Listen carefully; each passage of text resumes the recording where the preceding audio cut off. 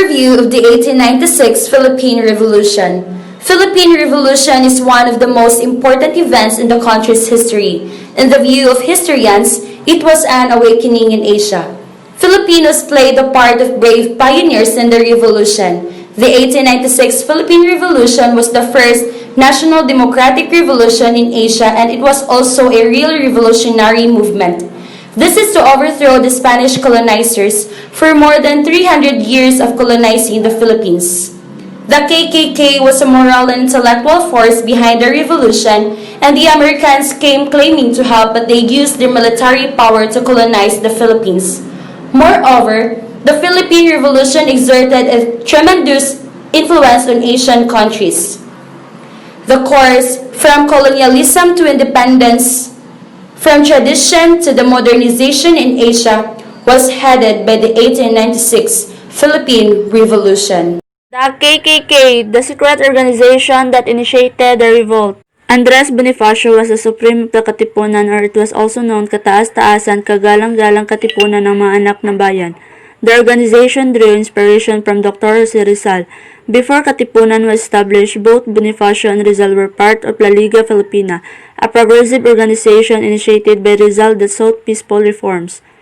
After Rizal's arrest and deportation to the Pitan, La Liga Filipina dissolved. This was later replaced by a call for aggressive reforms, put forward and favored by Bonifacio. Upon hearing of Rizal's arrest, Bonifacio and his fellows founded the Katipunan. The anti-colonial secret organization eventually attracted people from lower and middle classes across the country, in joining them in an armed revolt against Spain. Rizal, the country's national hero, refused to participate. He believed timing wasn't on their side and the nation was still unprepared. In spite of his friend's reservation, Bonifacio and his fellow Katipuneros continued with their plan. Yet, on August 1896, a Spanish friar found them out. Series of bloody revolts.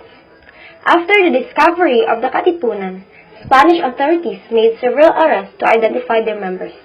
Bonifacio and his fellow were planning a nationwide revolt. This led to the event called Cry of Puganlawin, where revoluntaries took a part in a mass terror of cedulas, community tax certificates, symbolizing their fights against Spain. However, they were caught off guard, as though the revoluntaries were greater in number. The Spanish authorities are armed. Bonifacio continued with his plan despite the failure of his first attempt. The revolt failed up in the surrounding provinces, including Central Luzon, San Juan del Monte, and Southern Tagalog, which known as Tagalog War. After several unsuccessful revolts, rebels in Cavite finally a taste of victory under Emilio Aguinaldo and Mariano Valdez. The revolution dragged down the name of Rizal. He was accused of being associated with a secret militant society, charged with sedition, conspiracy, and rebellion. Rizal was sentenced to death by firing squad. Internal struggles, conflicts, and surprising turn of events. There was a time in the revolution against Spain where a split was developed in the society, which led to two rivaling factions, which is the Magdalo and Magdiwang group. Magdalo is a Katipunan faction filled with the Ilustrados of Cavite. This group believed that it was time to form a new kind of government. Aguinaldo had already suggested that the Katipunan government be changed to a revolutionary form of government modeled after the American system. The rival faction, which is the Magdiwang, was founded by Filipino rebels in Manila.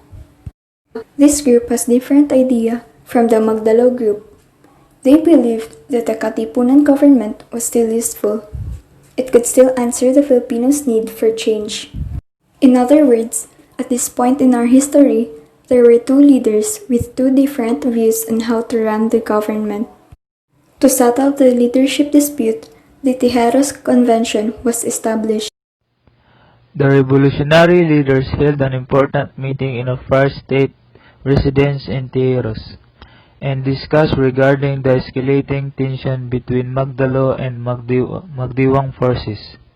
And according to Bonifacio, all of the members of any given rank shall serve under the principle of liberty, equality, and of fraternity. The Magdalo was obliged to preside the election, and Bonifacio was given the role of director of an interior. a rival government. Bonifacio soon set out to Naik Cavite, where he established a rival government against Aguinaldo. Newly recognized as the leader of the revolution, he issued a coup d'etat against Aguinaldo's government. Bonifacio was captured and found guilty of sedition and treason by the War Council. They were soon executed near Maragondon. Aguinaldo and his fellows soon established the Republic of Biak-na-Bato and drafted the first constitution. They came up with a pact for an end revolution favored by Spanish Governor-General. The pact's agendas included surrender of weapons to revolutionaries, amnesty, exile for leaders, and payment to revolutionaries worth 400,000 US dollars. Arrival in the Declaration of Independence. April 1898 marked the second phase of the Philippine Revolution. After a U.S. Navy warship exploded and sunk in Havana Harbor, the Americans declared a war against Spain, known as the Spanish-American War. The U.S. Navy's Asiatic Squadron, led by Commodore George Dewey, sailed to Manila and defeated the Spanish Navy. In just a few hours, all Spanish ships were destroyed and the U.S. gained control of the Philippine capital.